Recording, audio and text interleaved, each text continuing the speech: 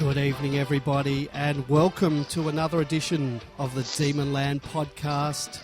My name is Andy, and joining me once again, Great Viney. Good evening, Great Viney. How are you?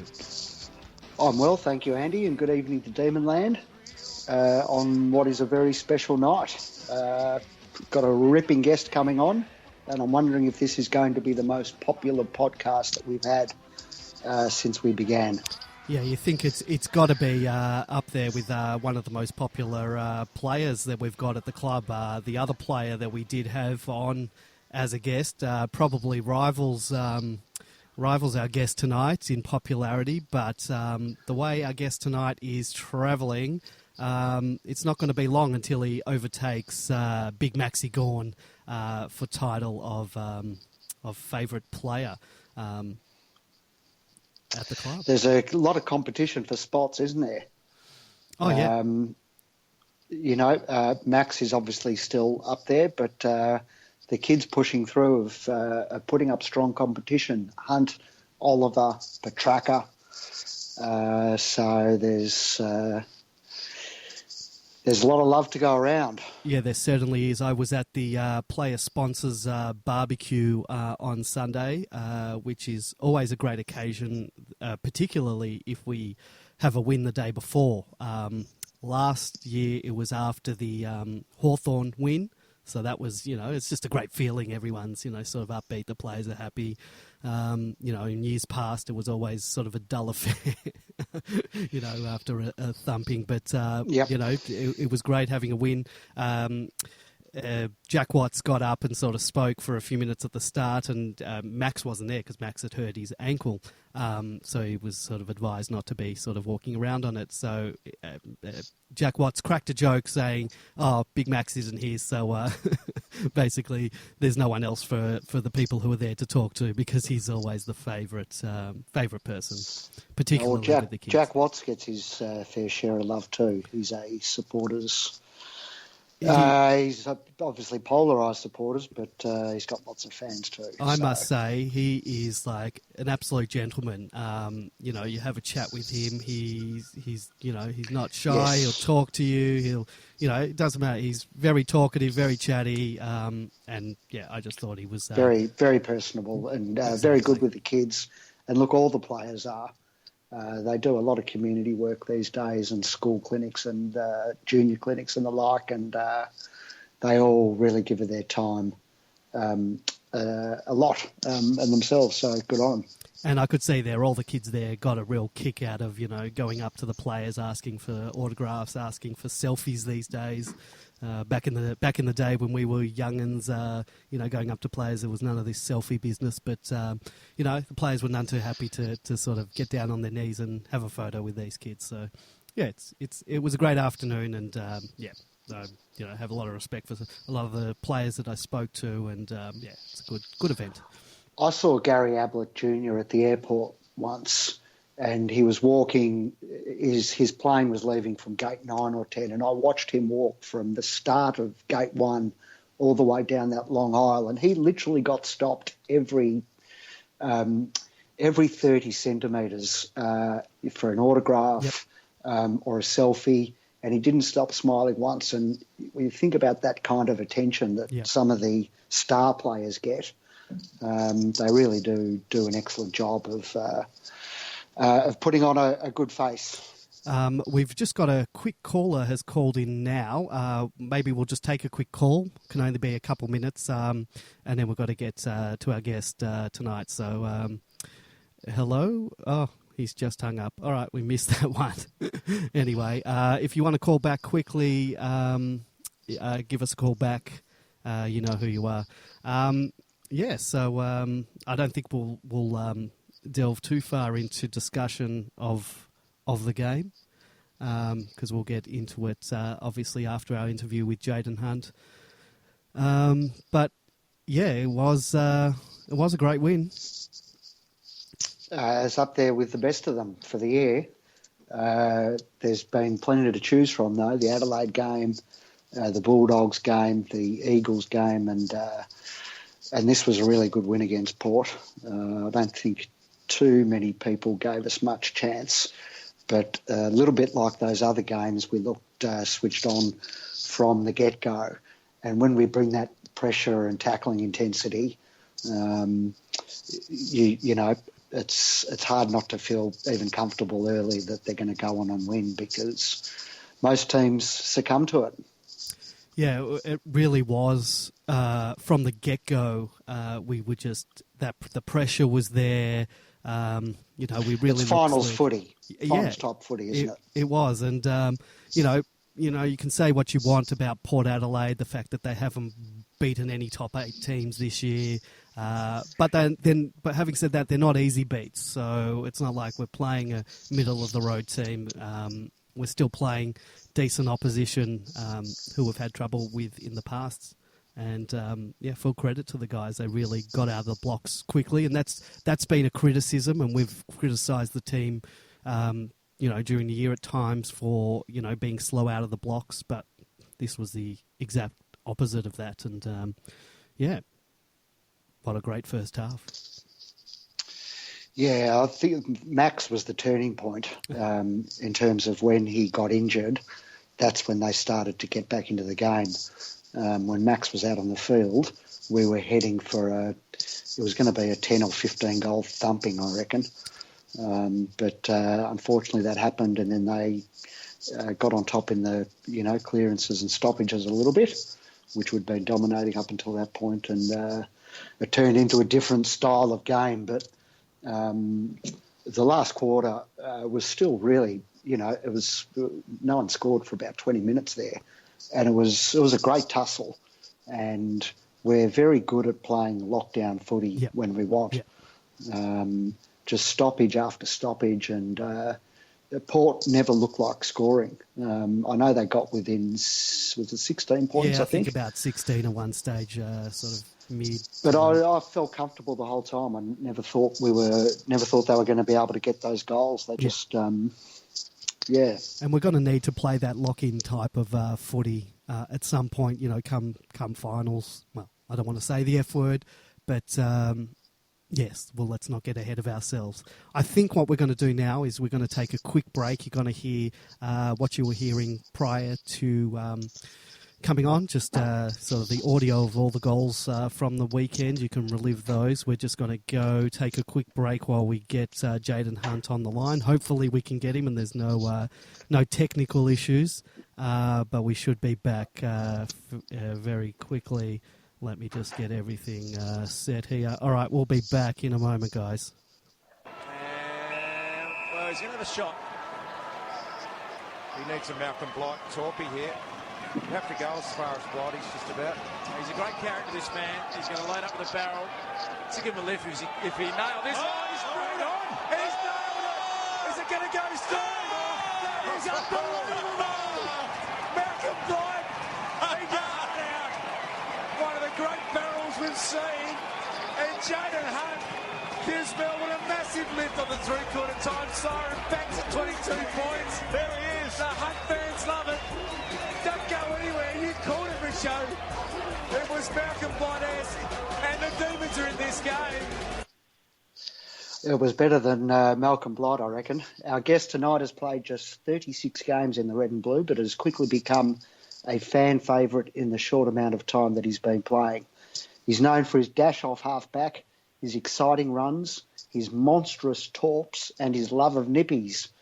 He's well on his way to knocking off Big Maxy as the cult hero of the MFC and the broader footy world in general. I'm talking about none other than the great Jayden Hunt. Welcome to the Demonland podcast, Jayden. Appreciate it, guys. Good to be here. So, Jayden, we have to start off with that massive kick that you unleashed at three-quarter time against the Crows in Darwin. The question on everybody's lips is, has the ball landed yet? And the more serious question for you, exactly how far out were you? Because it looked like you were about 60 to 65 metres out. And I've learnt that it might have been against the wind. Is it any truth in that? Yeah, I don't know exactly, but I reckon, around 65. And I reckon there was a bit of a headwind, so I'll claim that. But I just decided to let it launch in the Darwin air, I guess, and let it flow, and lucky enough I got it pretty good, so sailed through. We read in the papers afterwards that it's something you practice and have going back to your junior days. Is that one of the biggest that you've gotten onto? What's the longest? Oh no, I didn't actually quite get it. I reckon I've done a few bigger at training, but it's definitely a fine art to get them perfect. But yeah, I like to just once after training, once I've ticked off all the serious stuff, just let out a few barrels, and I often just wait till I get one, then I'll get off the track. Great stuff. Jayden, you've brought the headband back into fashion, following in the footsteps of some other Demon champions such as Todd Viney and David Schwartz. Have you always worn a headband? And, how do you decide which colour and which design you're going to wear on any given day? Is there any rhyme or reason to that? Well, yeah, I haven't really wore a headband because I didn't have that long a hair, but I guess I started last year. Once my hair got too long, it started to annoy me. Mum used to make me just a headband out of a piece of shoelace, really. She used to make them for me.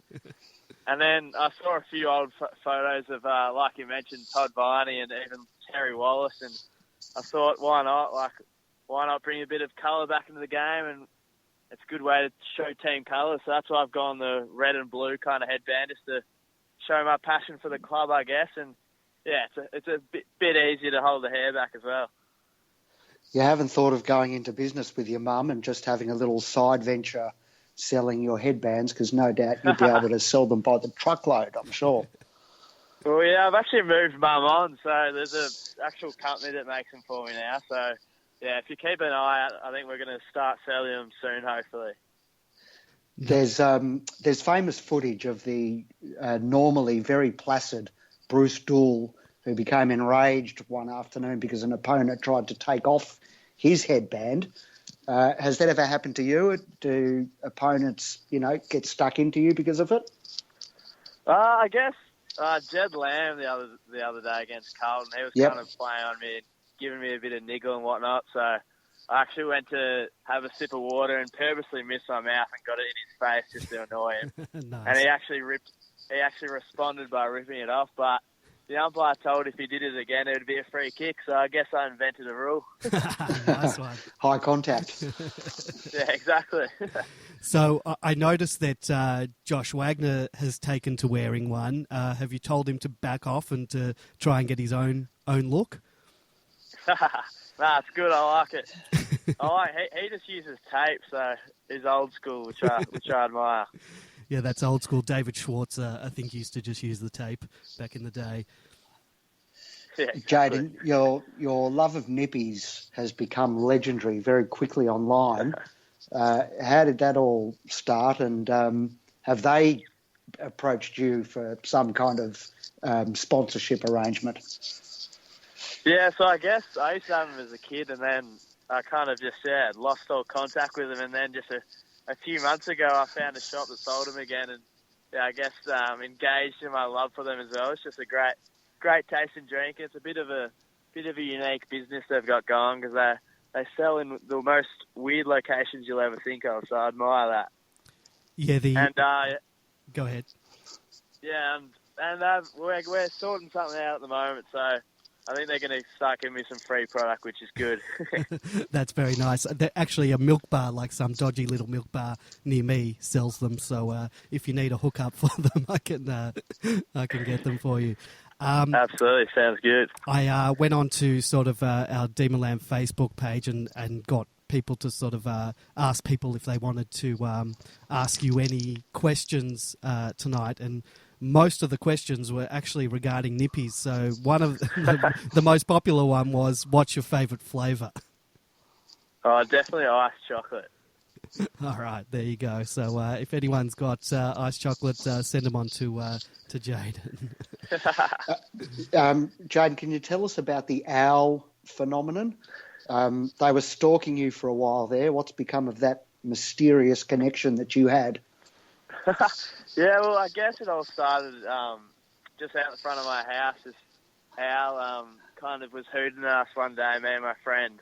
And just whenever I was with that friend for the next few months, we would just run into a crazy amount of hours. So I decided to look it up what it meant, and it meant two things: either wisdom or death. So Wow. yeah, I like to think I'm a lot more wise nowadays. Well, let's hope it is the wise one. Jayden, moving on to football matters. You were plucked from relative obscurity at pick 57 by the D's, despite not having played a TAC Cup or under-18s. How did you rate your chances going into the draft, and what were your expectations? Well, to be honest, on actual draft night, I thought I was a fairly good chance, but that's just because, Melbourne and a couple of other clubs were pretty interested. But it all really started maybe 6 weeks before the draft. I wouldn't have had any intention to play AFL, not even VFL. I didn't even know if I was going to play footy, to be honest. And, just one day in the school library, my coach, who was Robert Shaw, just came up to me and said, you won't believe this, but just spent the morning talking to 5 or 6 AFL clubs about you. So from that moment, it just completely changed, and I had to do fitness tests and interviews and stuff, and didn't really have time to tell anyone about it because it was all rushed. So, yeah, I suppose before that day in the library, I would have had absolutely zero idea that I'd actually end up on an AFL list. So it was pretty crazy few weeks for me, really. Who were the other clubs that were into you? There's a few. So I think there was a bit of interest from Essendon, St Kilda, a few other Melbourne clubs. But in the end, it was going to be Collingwood or Melbourne that really, I guess, ramped things up in the weeks leading up to the draft. So I thought I'd end up at one of those two teams. Is there any truth to the story, and I've heard it from a few different sources, and it's around the place, that the recruiters actually went to watch your Brighton Grammar teammates, such as Christian Salem and Josh Kelly, but you're the one that actually stole the show? That was very lucky. So I don't think too many recruiters would go to school games if they're not looking at, I guess, the top guys, and I was lucky enough that, like you said, Christian and Josh Kelly were both in the Brighton Grammar team. So even Jace Taylor tells me that they went to watch them, and he got told to look out for another player, which was myself. So lucky enough to catch a few recruiters' eyes, I guess, just from school footy. Yep. Nice. So you spent more than a year on the sidelines, not long after you came to the club. Did you ever think your footy career might be over before it even got started, and that injuries would stop you from getting a chance? Yeah, for sure. Like my first 2 years, I probably missed over 80% of the games. So, coming to the end of that, because you get a 2-year contract when you get drafted, coming to the end of that when there was only a few games left, I obviously wasn't in contract, and really didn't know what was going to happen, but lucky enough I got a few pretty serious talks with some senior players and coaches to really, I guess, it's time now to show what I've got. So I was lucky enough to finish off well in that, I think it was the 2015 season, and just scraped in for a year contract at the end of that season, and then was lucky enough to have a good pre-season and go on from there. Have you missed a game since your debut? No, I haven't yet, which is, fingers crossed I can keep that up. Nice. Yeah, excellent. Your pace is obviously widely acknowledged across the league. Have you always been this fast? And did you grow up doing aths, and was that ever an option for you at any stage? I guess I was pretty quick when I was real young, but it's probably why I was never in TSC Cup. I stopped growing, so I was always really short from maybe 12 years old to 18. So, I wasn't super quick, but in year 12, I had the massive growth cert, which really brought on the speed. So I actually wasn't in the AS team, but a couple of weeks before the big APS schoolboys kind of carnival, I went in the house AS and smoked the guy that was supposed to be running. So I ended up having to run to the school with no training, so it was pretty funny. One of the other questions a lot of people on Facebook wanted to ask today was who is the fastest guy at the club? People were throwing out Jeffy Garlett and Sam Frost. Are you quicker than these guys, or who's the fastest? Well, we never actually go and just do a 100-metre race. It'd be hard to tell. I reckon me and Jeffy would probably have to start on Big Frosty, but I wouldn't want to be at the end of that race with Frosty getting up to full speed. He's got a very high top speed, so it'll be an interesting one. So we've seen you play at half forward on a couple of occasions this year, as the team, was shuffled around to accommodate injuries. Did you enjoy playing near goal, or do you prefer playing off the half back line where you can add to your metres gained numbers?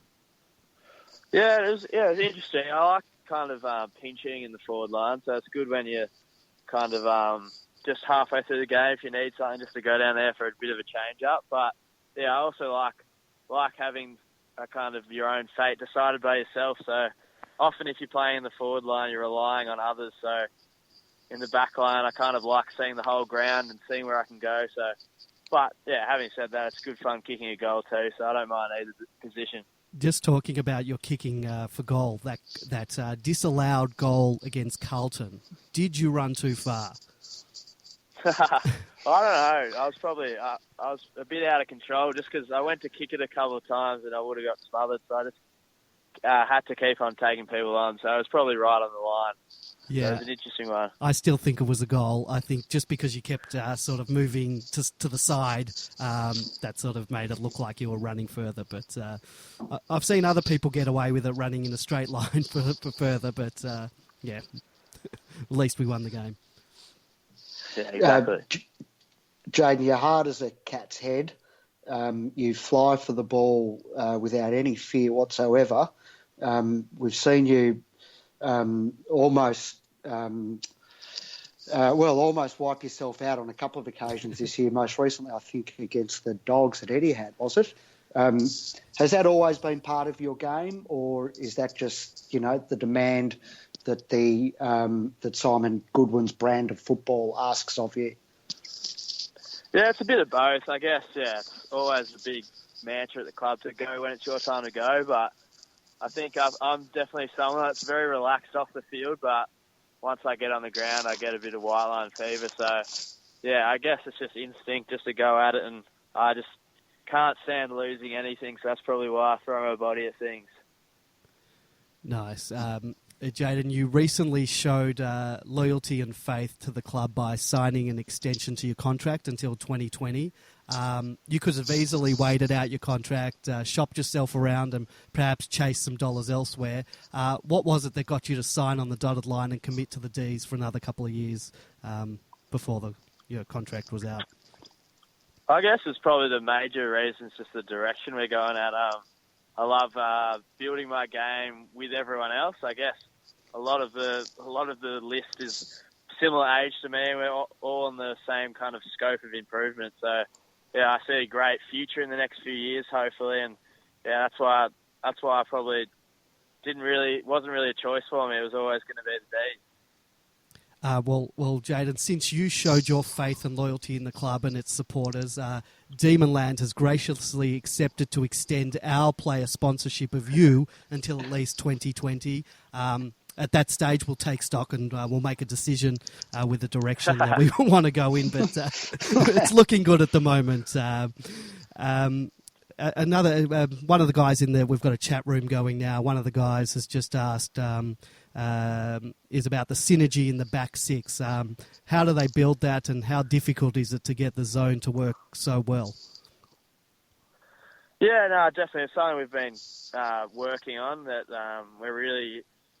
it's all in it together, and we really help each other out. So we're not too man-conscious, I guess, one-on-one match-up sort of thing. It's kind of building trust for others to swap over men, and it all, I guess, comes down to actions. If you do the right things, you're going to build trust, and then we get that as a group and we can move forward. So, yeah, we're definitely growing on that. As you can see, there's some absolute guns in the back line that are helping me out a huge amount. So, it's a real good group, and I love working with them. Well, you're yet to play 50 games, and many of your teammates like Oliver Petraka, Oscar McDonald, they're also young and still a lot of development to come. How exciting is it around the club at the moment with such a talented young list and, with a real chance of playing in September this year? Yeah, absolutely. Yeah, we can't wait to hopefully finish off the season well. But to be honest, we're always looking to improve more. And I think the team that can improve in this second half of the year has got as much chance as anyone else. So, yeah, we just want to keep on improving and not have, hiccups like we have in a few of the games in the last month. We want to play like we did on the weekend and really get that consistency into this young group. Yeah, it's...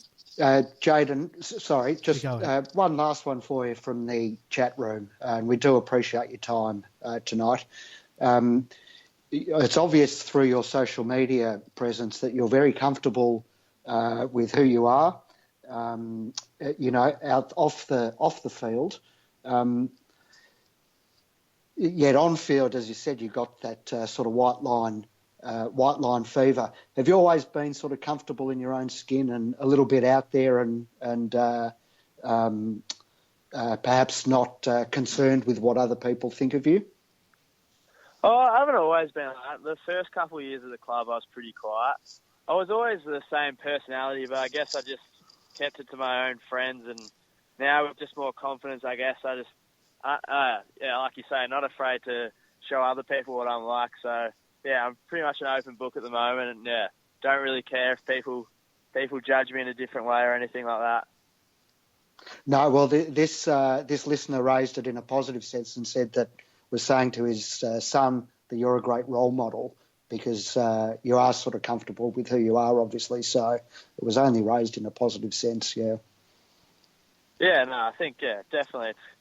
It's you kind of the AFL kind of tries to mould you in a certain way, but there are ways you can show your personality, just like Gorney. Gorney kind of shows that as well. There's a line, obviously, but if you're just showing who you are, there's nothing wrong with that, is there? No, absolutely not at all. Jayden, I just want to thank you for your time you've given us today. We really, really do appreciate it. And good luck for the rest of the year. We'll be watching, and hopefully we do get to have a bit of action in September. So best of luck for all of that. No worries. Enjoyed it. And thanks for signing me up to 2020. Not a problem, mate. We'll catch Thanks, you. Jayden. We'll catch you at the end of year function. Hopefully, maybe there's some silverware involved. All right. Sounds good. Cheers, see you later, mate. guys. Cheers. Bye. What a great interview that was. And thank you very much to Jayden Hunt for allowing us to just talk with him and for giving us his time. What a great bloke, what a great footballer. He is. He's getting better and better. And that last point that I raised that Bin Man made, I think is a good one because it's. Most people at that age aren't yet comfortable in their skin, and he obviously is. It's interesting because he's obviously not afraid to sort of be himself and do his own thing, and he's got a cult following because of it. Yeah, and you know what? He backs everything up on the footy field as well because he's just a superstar and. I've got a lot of mates who aren't D supporters, and I like watching him play. Yeah, there's two players in particular that they always mention, and that's Petrarca and Jayden. And I must say, in the last 10 years, we haven't had many of those type of players. That so it's good that now we've sort of almost got an embarrassment of riches of young talent that's only going to get better and better.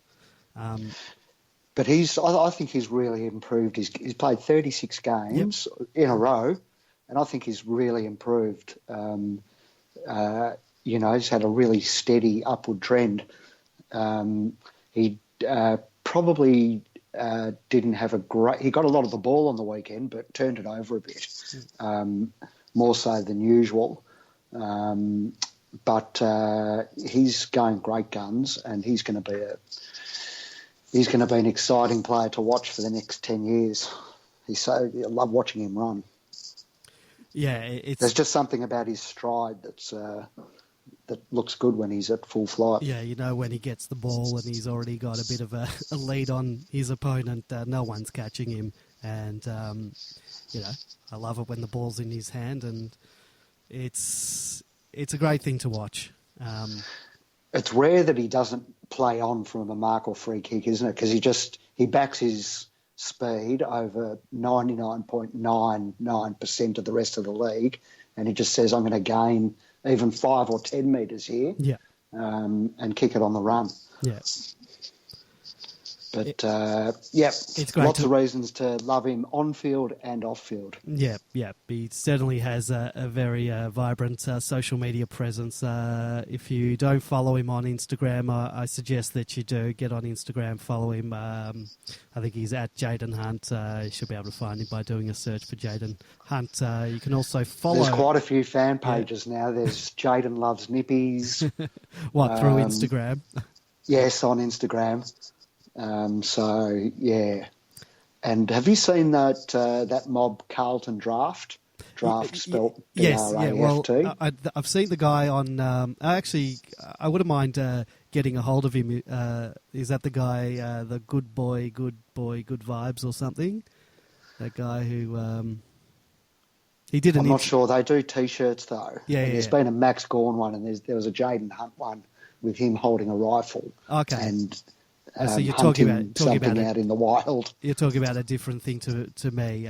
There is a guy. I'll show you his page a different time. Anyway, let's go on to talk about the match. Perhaps maybe the first. I made a couple of notes just in a few points I wanted to make from the game, and the first one on the list was Jack Trengove's return to football. What were your thoughts on that?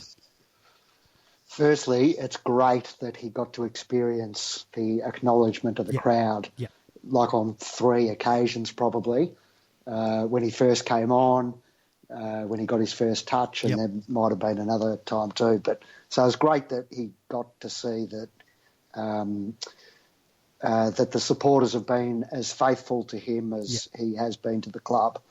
I thought pretty much what I think Goodwin said it straight up in the presser. He started really well, had a good first half, and then sort of wasn't in the game as much in the second half. So he did all right, I thought.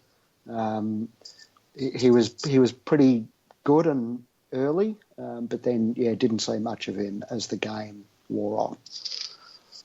Yeah, someone was asking me before the game, another D supporter, whether I thought that, did the club throw him a bone to give him a game? And I said, no, there's no way. Like, there's no way that Goodwin would just throw a player a bone, we're at the pointy end of a season, we need to win. So no one's getting a free ride and being undeserving of a spot. So if he didn't deserve the spot, he wouldn't be in there. So, and I thought he did enough now to at least get another crack at it. I think once maybe Jonesy's back, there's a possibility that he may make way. But I'd definitely give him another crack this week. Well, we'll talk about changes in more detail a bit later, but he's probably first or second up on the block. Yep. I think he would, isn't he? I think he would know that. He'd know when that Jones and Vince come back. Yeah, I think he'd know that as well. But I was happy with some of the things that he did. He didn't play a terrible game by any means.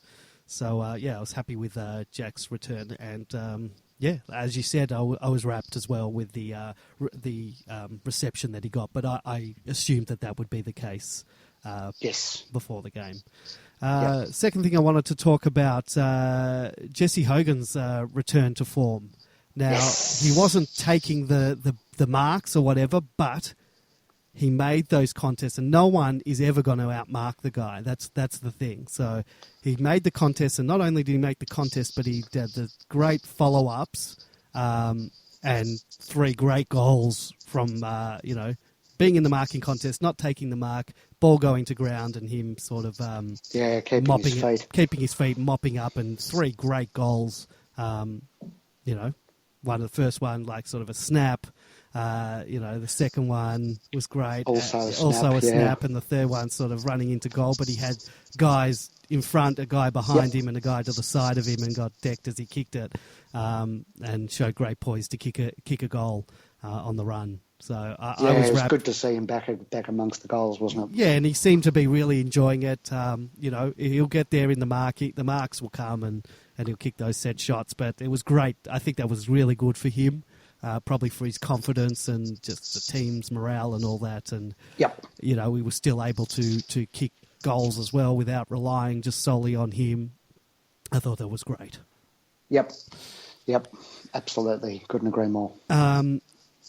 Todd Viney, his first quarter domination was... Todd Viney or Jack Viney? Don't say Todd. Yes. I'm stuck in the headband. You're still 90s. stuck in the headband. I'm a 90s kind of guy, so I meant Jack. I think we've got Todd written somewhere on this page that I'm looking at, and maybe I saw that. Yes, Jack, of course, Jack Viney, the first quarter domination. That set us, along with Max, that set us up for the win, I think. His first half was superb. And as you say, he and Max, it was back to sort of 2016, gone to Viney, wasn't it? Yeah, absolutely. And if you just look at some of his tap work, I think one of the Hogan goals came out of a stoppage up near the wing or half forward. As Max was back to his very best, and Jack was reaping the rewards.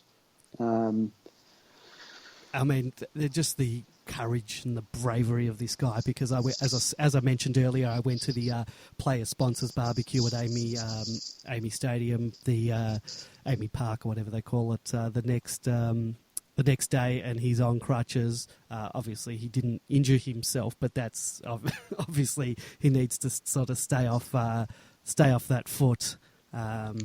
It's bizarre what he must go through, like the pain. Yeah, the level of pain that he would put up with. Yeah, would probably be enough to hospitalise the rest of us. Yeah, I'd be in bed for weeks and complaining about it. And this guy goes out and gets 12, 13 disposals in the first quarter. Just remarkable. And deserves, every accolade he gets. No one can doubt the captaincy being given to him at all. I mean, this guy leads from the front and, don't have kinder words to say about the guy. Absolute champion. Spot on. We mentioned Gorney, his first half. My notes here say, he's just set up the win, and him and Viney, they just set that up so nicely. And apparently, from what I was told by Jack Watts the next day, Gorney's ankle was the size of a bowling ball after the game. So he credit to him. He obviously got a jab and continued playing on. And still did some nice tap work later in the day. Wasn't as effective around the ground, but the guy's in pain as well. It's a shame because he was really getting back to his best. Yeah, and that strong presence in the marking contests, and took some great marks, didn't he? Set up a couple of goals as well, kicking into the forward line. So fingers crossed we've got him this week. Yeah, still. So we'll talk about changes later, but it sounds like he's going to go through a fitness test, and I reckon if there's any doubt, I reckon he won't play, but we will talk about that a bit later on. More about this wonderful game. Hibberd got the 10 coaches' votes again. I don't know how many times this season he's done it, but it's got to be 3 or 4.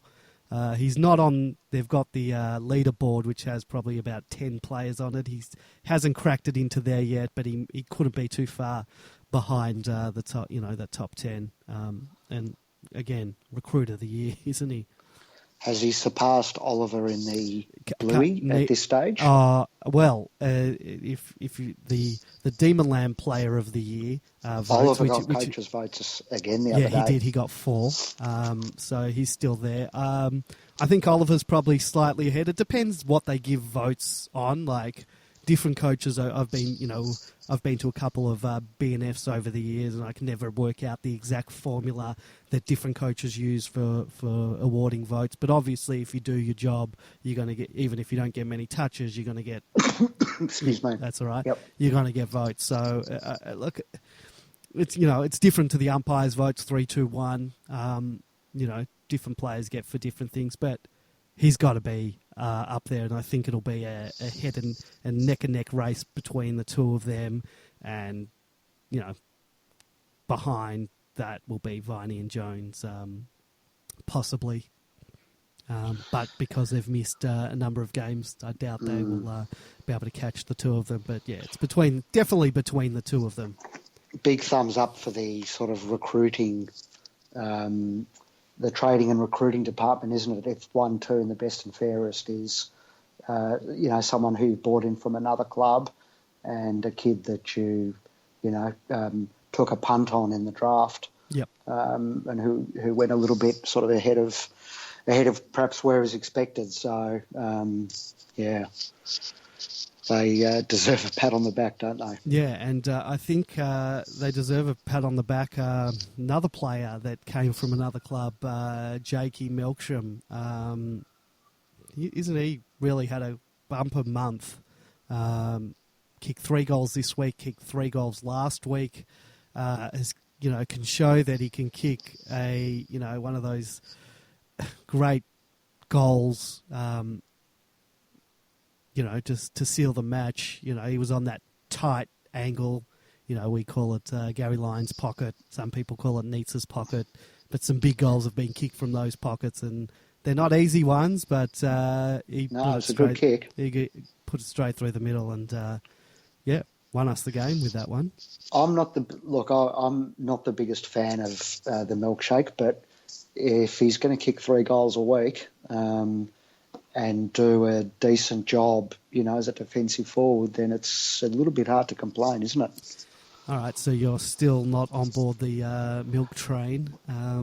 No, I've been happy with him the last few weeks, but I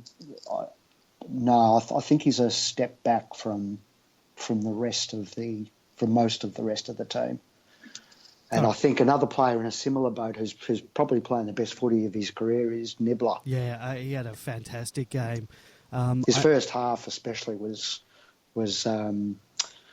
definitely, I reckon, the best footy he's played. Yeah, I think, and I noticed early on, and I'm not sure, I wasn't paying too much attention to it later in the game, but I noticed very early on he was playing that role off half back, but when in the ball up's running straight into the square, and actually got his hands on it a couple of times. One time they called back the ball for another ball up, but he was playing that role, and I didn't really pay attention to see if he continued that, but it was definitely the tactic to begin the game with, and I like him in that role, sort of running straight into the middle, or not necessarily even him, but I like that. How we've got that set up, and teams sort of haven't sort of gotten onto that yet. And I will say someone asked me to ask that question of Jayden Hunt, and I chose not to because I don't think it's up the players to sort of give away tactics. He doesn't need to talk those kinds of conversations on air. So I love that we're doing that. Spies listening. That's right. All the spies listening from the other clubs.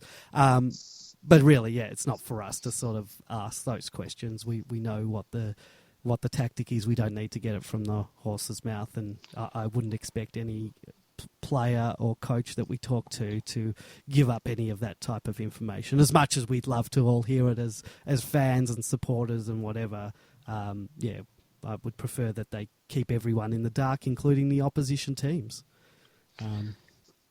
about that. Yeah. Yep. Go ahead. Nibbler's first half, though, was the first time he really showed composure with the footy in hand. Yes. And especially that spot-up kick to Track in the first quarter, which was a bit of a payback for Track spotting him up at the end of the Carlton game. Yep. So that was really good to see, because even earlier this year he might have had a shot or otherwise rushed his kick, but that was sort of it was a neat little chip back to track. So well, he was under pressure at the time as well. So it was great that he was able to take a look and have the presence to sort of see if anyone was in the middle, sort of at the top of the square. There just so happened that there was, and that was a great kick. And it's something that I've noticed. We're really playing as a team, playing for each other. There's no one sort of hogging the ball. No, that they will look to see if there's someone in a better position, and that was great. So well done, Nibbler. I'm very happy with his form, and hopefully it continues because he's definitely earning that place in the team, and he's not really, I don't think, anymore in the discussion of when we say who's going to come out. I don't think his name is one of those. This guy can come in for Nibbler. Anyway. No, you'd think if you say that Vince and Jones are the two that would automatically come back, you'd say Trengove and JKH would be the first two to go out, before you'd start thinking about, Nibbler and Harms. Yeah, definitely.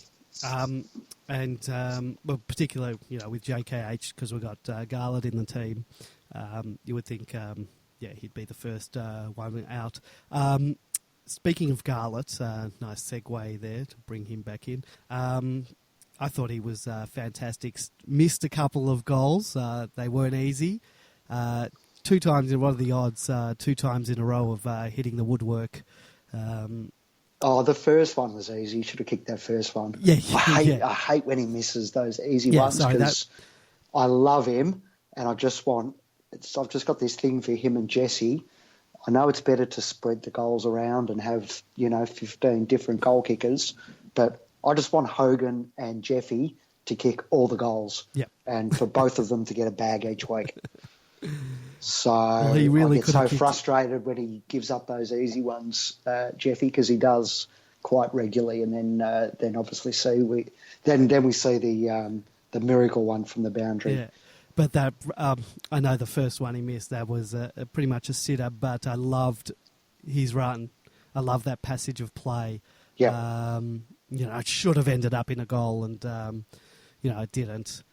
I was very, very happy with him.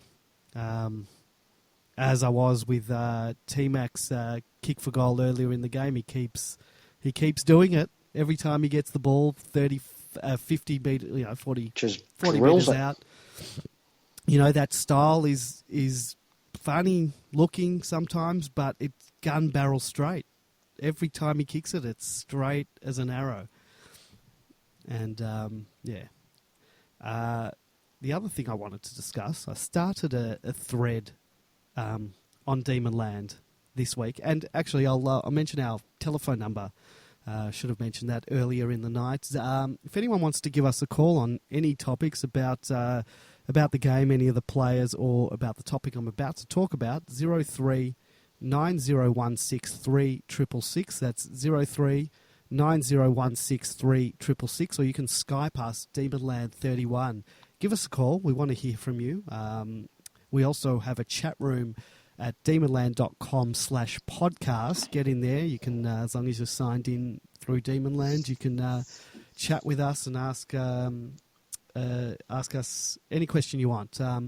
So I started a thread on Demonland this week in regards to the crowd. I must say, you copped a caning for that. I did cop it a little bit from some people, and I'm prepared to wear it. I sort of said initially that it was pathetic, but I sort of dialed it back a little bit from that. At the time, where we sit on the first level up in the northern stand, is it called the northern? No, we're the Olympic stand or whatever.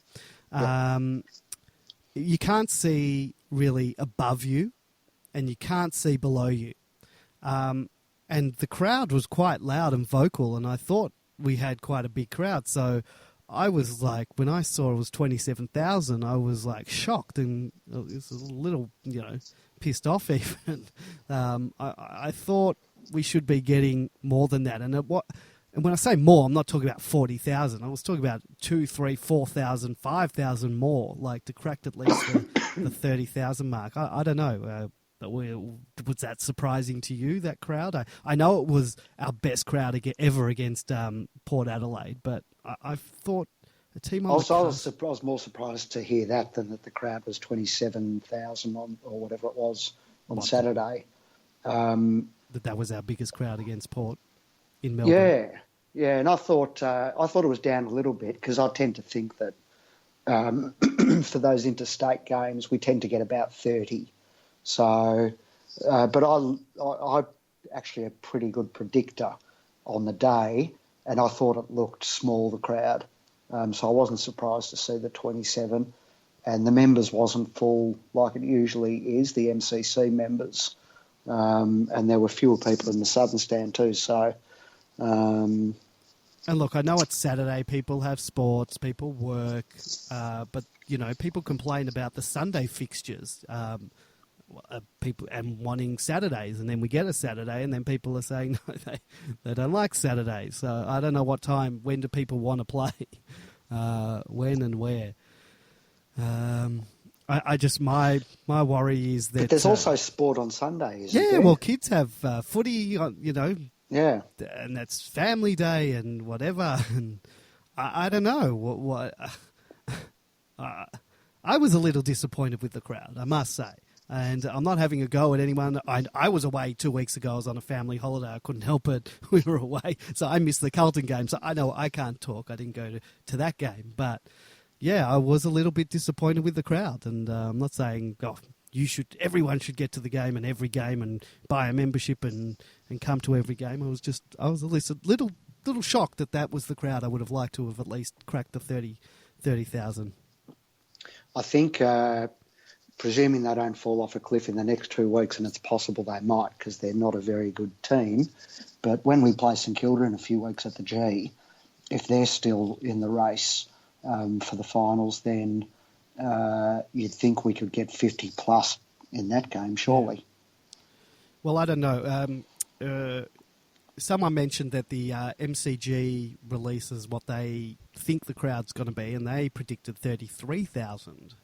And we know that in the... Yeah, the MCC do that, yeah. The MCC. And we know that the Richmond game, they underestimated. I think they thought 70,000, and then there was over 80. Yeah.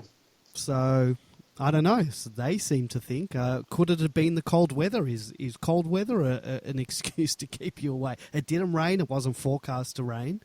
I can understand rain. It was colder outside the ground than it was in the ground. Yeah, I noticed that as well. It was once you sort of got the stands around you, you're protected from the wind, and that's what was cold.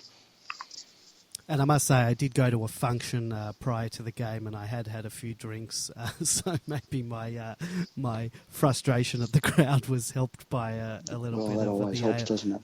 the ale inside of me. So, all right, well. I dare say we won't get too many people at the Tasmanian game coming up, but that's not our home game, so we don't need to worry about it. But then I was actually, the Bulldogs game a few weeks back, I was quite disappointed with the Demons crowd at that game as well, even though it wasn't our home game. And it wasn't. Yeah, and I thought that was fine. You did? And yep. Maybe I'm a bit... And where I was sitting, there were a decent number of Melbourne supporters. So maybe because I was sitting behind the goals with no one, sitting next to no one, it just felt a little bit colder and emptier. Any other individual performances from Saturday's game that you want to highlight before we move on to the next topic? Nope. Happy with the way it is. Okay. Yep. There was another return at the club this week, and that was Angus Bradshaw. He made his return to VFL football, and I was happy with his output. I didn't see any of the game, but I did see stats, and apparently he had an 11 disposal third term, and all up had... 23 touches. in Casey's 16-point win over Essendon on Saturday night. Is there any chance he plays senior footy this year? I posed the question last week, and that was before he had played. We obviously weren't sure. All depends on how he goes. I think if he doesn't have any setbacks in terms, obviously if he cops a knock, that's probably it, definitely for this year. But if he gets through unscathed and he continues racking up touches, why not? If they reckon his fitness is there to match fitness to last out a game, and he's racking up posies, why not? That'd be interesting, wouldn't it? It's an extra weapon in the arsenal that we could unleash come the real pointy end of the season. So he's in with a chance. Good to have him back, though. Great to have him back. So I was rapt to see that he played well and got his hands on the ball. And let's hope he continues that. So yeah. Here. Go Gus. Injury list. Well, I don't know if you were around social media this afternoon, but there were a few. There was a shockwave rippled through the social media community, possibly onto Demonland as well, with the news that Neville Jets, ever reliable defender, limped off the training track with a suspected ankle injury. And that panic was quickly averted a few hours later when it was stated that he'll be fine and he'll play this week. Did you see any of that? Yes. Yeah, I think Misso was quite upbeat about it, wasn't he? So that should be okay. I think Max is the real worry, isn't it? Yeah, he'll have a test later in the week, fitness test. As I said before, I think if there's any doubt, they're not going to play him. I don't think they'll risk him, which will be a shame because apparently, Goldstein, who had got dropped last week, had 52 touches in the resis, which you would expect that he would, and you'd think he'd be coming back, and he always gives us a lot of trouble. He's been in some ordinary form this year, that's for sure. Yes, so who knows? We are Melbourne. We are the experts at playing players that have dismal form back into form. I think those days are over. Are they? I think that's old Melbourne. You're still suffering from MFC SS. Yeah, well, when you've had it for 10 years, it's hard to outgrow it. Not 52 touches, destroy all those 52 touches. I meant hit outs. So I apologise for that. If he had 52 touches, I'd be heading for the hills. Other than that, injury list. Jones is still another week. Yeah, so it doesn't sound like he's going to play this week, but there's a very good chance that he'll be back the following week against GWS, and that's great. So no changes? Well, possibly Max. I mean, obviously, if he doesn't pull up, Peterson, I guess, gets a recall. I'm not sure. Not the Spence? Well, they didn't seem to want to play Spence when Max was out last time. I don't see why they're going to play him this time. Look, I don't know what the form's like what either of Peterson or Spence's form was like, but going on last time, you'd think Peterson's going to get the call up. Yep. So, barring any other injuries, I don't think, and with Jones not coming back, I can't see them making any other changes. Can you? No, I think, as you said, Trenners will probably get another week. Yep, I'd like him to get another week. Quite happy with Trenners getting another week.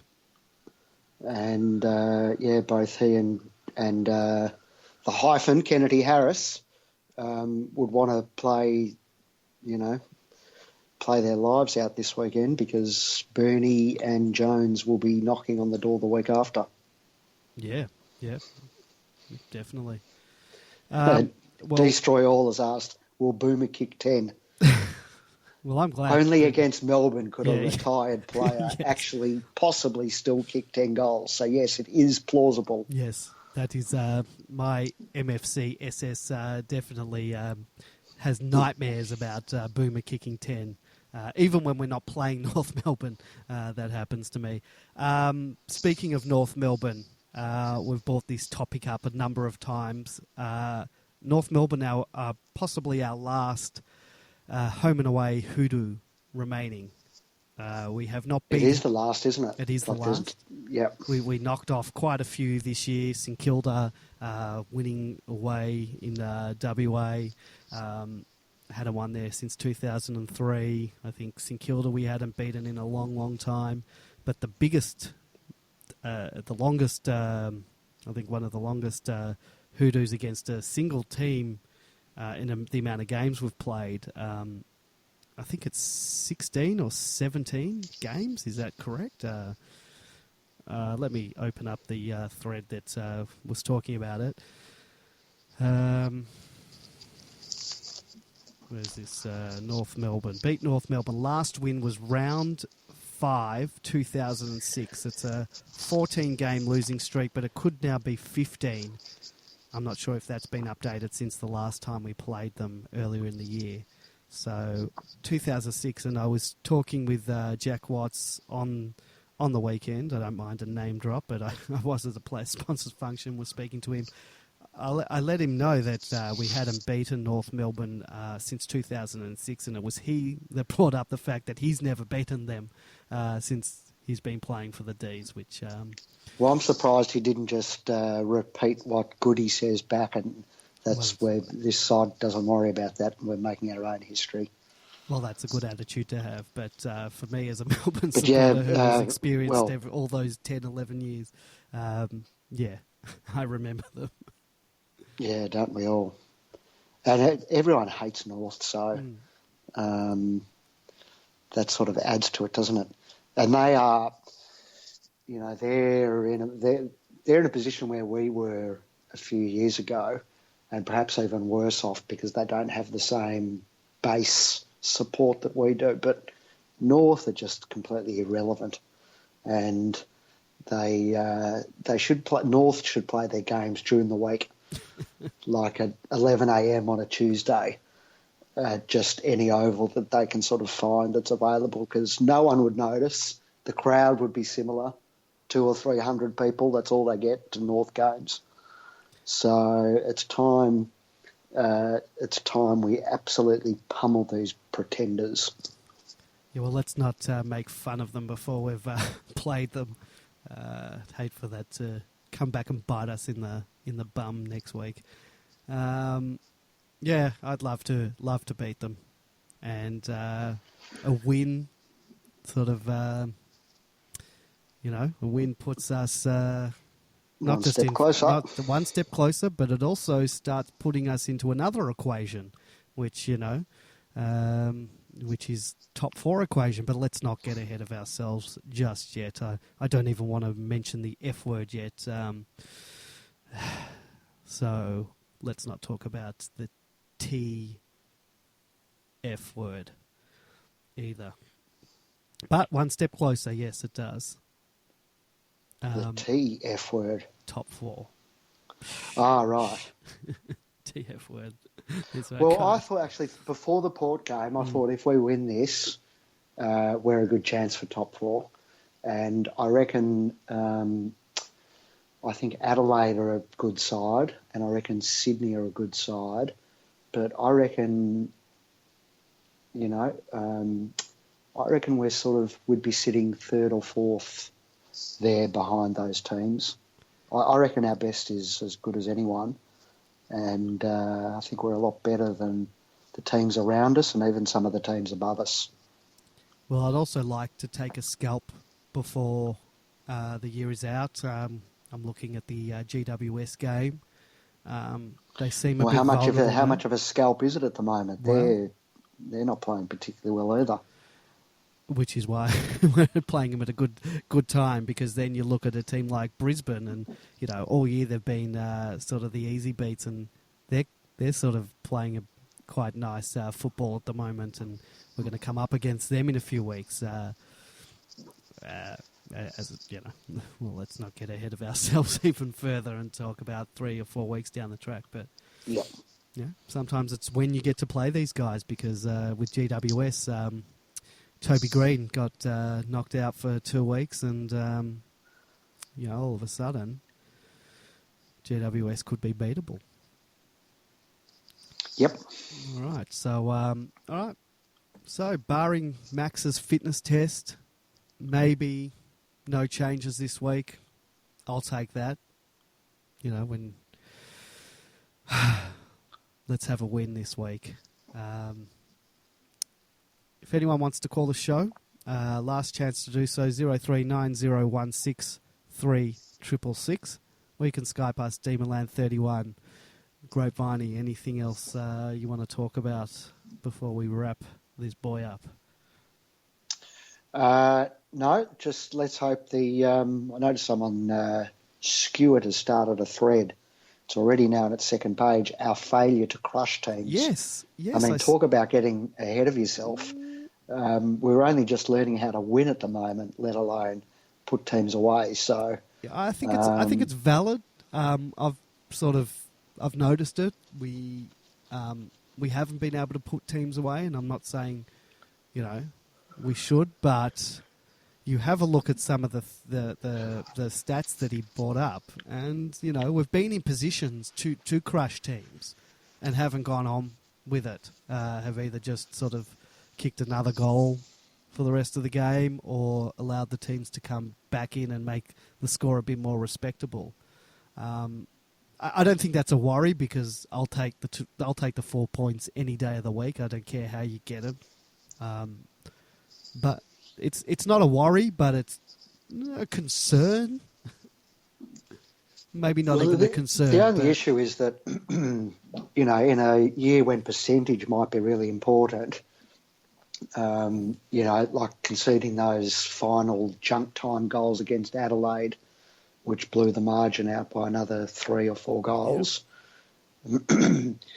And, you know, not being able to, say, put Port away by 7 or 8 goals, and instead we came away with a 4-goal win. So it could be that percentage is important at the end. But hopefully we win enough games that percentage doesn't matter. I think percentage is only working on our side at the moment. I think the teams below us don't have the percentage to sort of match it with ours. If you're looking top 4, that could keep us out of a top 4 position.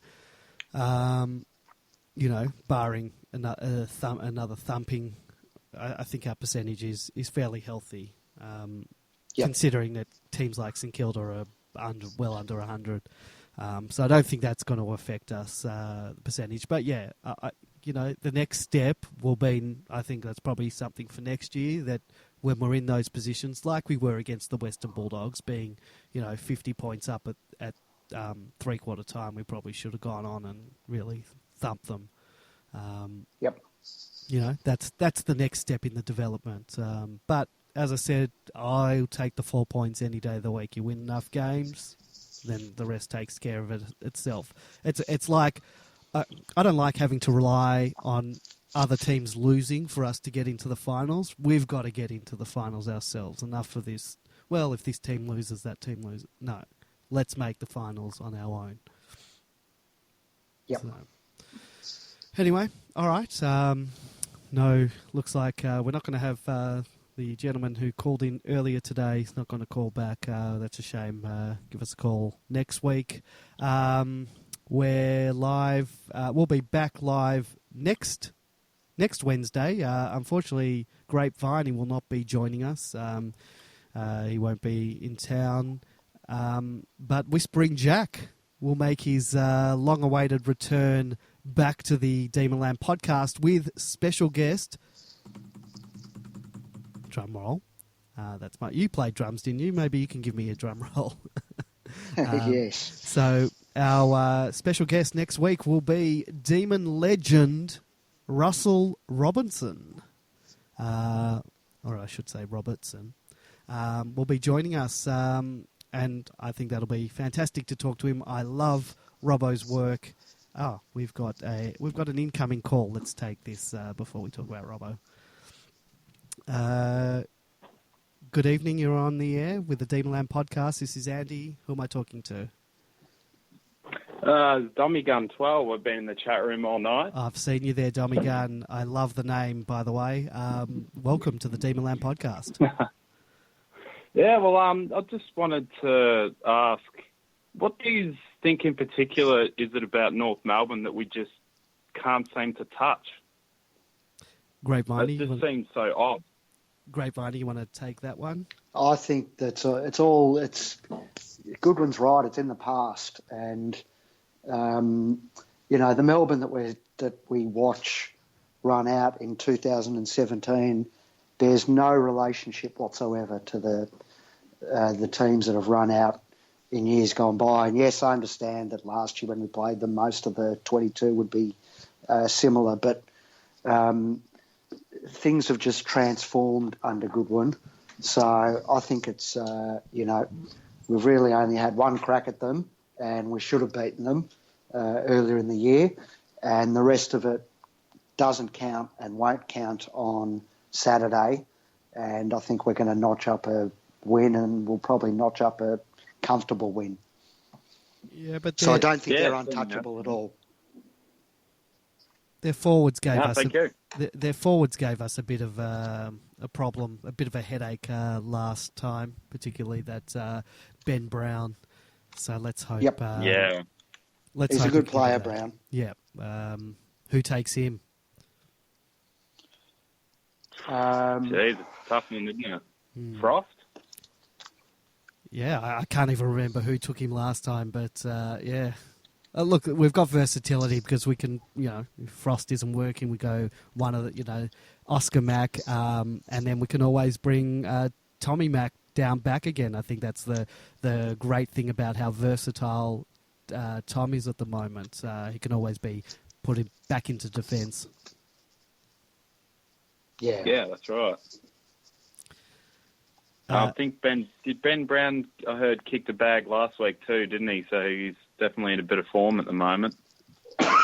Yeah, he is. So, that's he's the one we've got to look out for. And I think also a couple of their midfielders gave us a bit of trouble last time. So if we can win it in the middle, hopefully it doesn't get down to those to their forwards. Yeah. I think we should be able to shut them down. Yeah, that's it. Well, will you be there, Dom? Are you going to the game? Oh, Tasmania, no. Oh, right, yes, of course. Did you forget that we were playing them? I did forget that we were playing down in Tassie, yes. There you go. Does that change your prediction? No, not at all. Okay. No, I will confess I have been a little bit of a bandwagoner over the last few years. I haven't gone to a lot of games, but starting to go to a little bit more, so that's show some support. That's all right. We will take any support that we can get. Yeah. Get a good time to get a membership and get back on board. Not a problem. All right. Thank you for your call, Dommy Gun 12. I love that name. Thank you. Thank you for calling. Thanks, mate. See you later. Cheers. Thanks, mate. See ya. Dommy Gun 12. Now that's a polarising issue. What did you think of Tyson's game on the weekend? Look, I'm fine. I was happy with him. Got a lot of the ball. Turned it over a fair bit. Yeah, he does, but he's getting the ball. So, yeah. You think he gets enough to sort of get away with it, basically? Yeah, I think so. No, I don't have too much of a problem with Tyson. I think it was a very important in for the team this week. We struggled without our sort of engine room the week before, so it was good to have a few of those guys back in there. getting their hands first on the footy. Yep. So as I said, Russell Robertson will be our special guest next week. He'll be, it'll be great to sort of talk to him. I've really, before Domigan called, I was going to say I've really enjoyed Robbo's pre-game and in-game presence the last couple of years.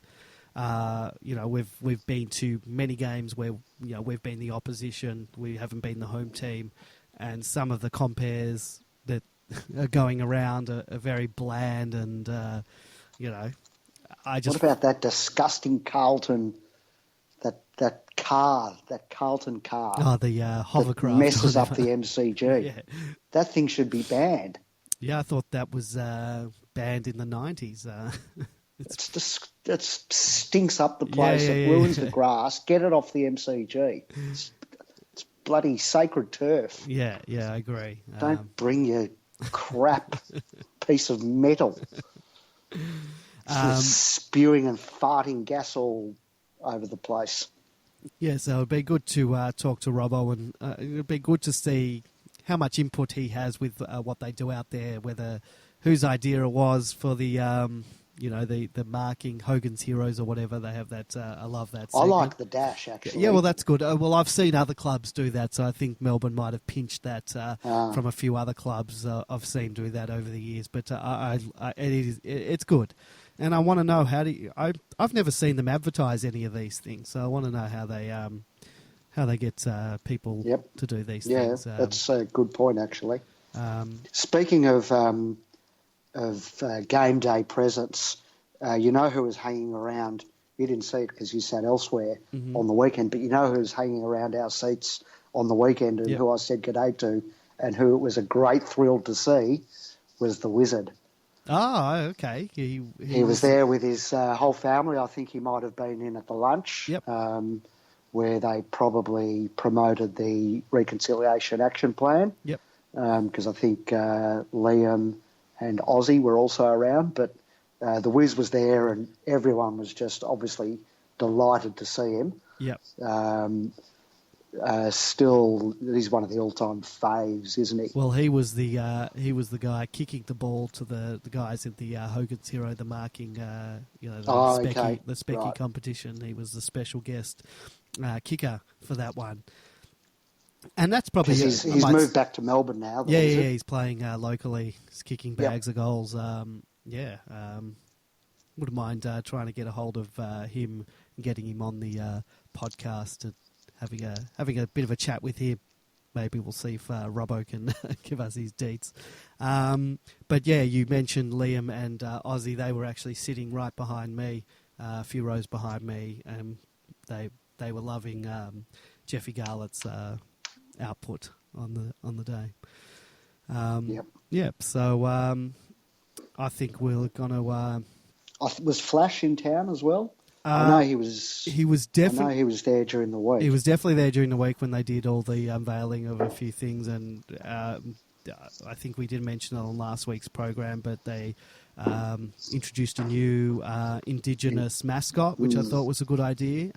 Do you know if that's a weekly thing? That's every week now. That's a new mascot, or was that just for this week? I'm not sure. But yeah, but as someone pointed out, we've got a lot of mascots now. Yeah, but what does it matter? I mean, it's for the kids, I mean, unless you're talking about diluting the brand or something like that, I think it's fun for the kids to have a couple of mascots running around. They're just all they are is people in demons jumpers. It's.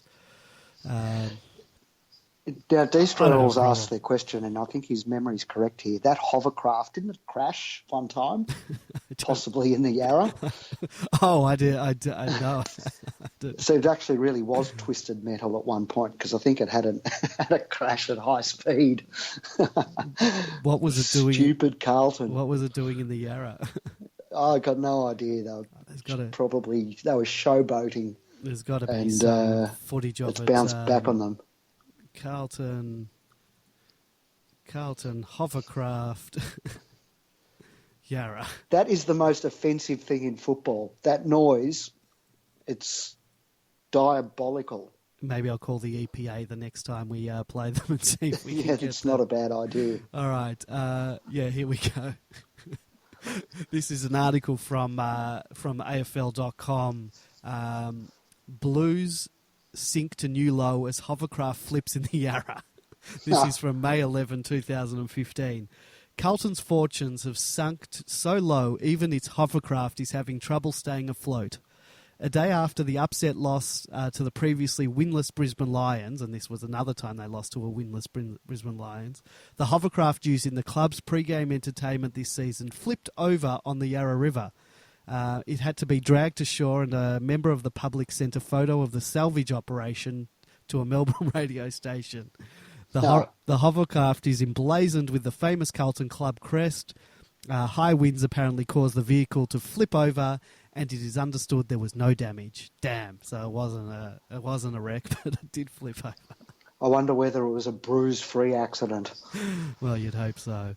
I've been giving it to a lot of my Carlton supporter mates about the whole bruise-free thing. I'm quite enjoying their time at the bottom of the ladder, and hopefully they stay there for as long as possible.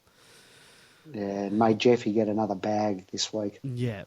I still got a mate that thinks Jeffy is a Carlton supporter. He thinks Jeffy's no good, and I just show him highlights. I just send him highlights every week. I take clips and send it to him every week and rub his nose into it. Yep, good stuff. So I think we're going to end it there. Thank you, Great Viney. Thank you to all our listeners for listening. Thank you to Jayden Hunt for being a great guest and being very open and honest with us. Thank you for listening. We'll be back Wednesday, 8:30 p.m. next week with Russell Robertson. I'll get this podcast up. So if you missed any part of it, you can go back and have a listen to the Jayden Hunt interview. We'll catch you next week, hopefully talking about a Demons win. Go D's.